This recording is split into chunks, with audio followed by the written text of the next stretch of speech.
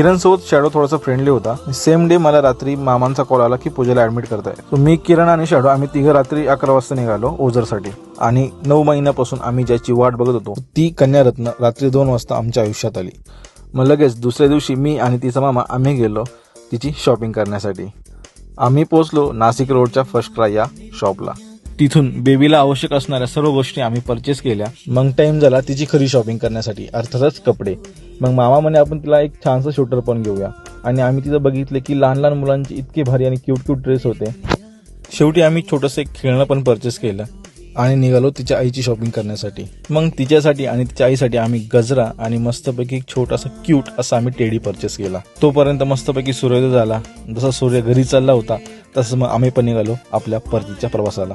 दोघींना पण गजरा दिला, छोटासा टेडी दिला आणि एक छोटूसा केक कट करून आम्ही आमच्या बेबीचं वेलकम केलं. घरी जाऊन मस्तपैकी शाडूला फिरवलं आणि आजचा दिवस इथेच संपला.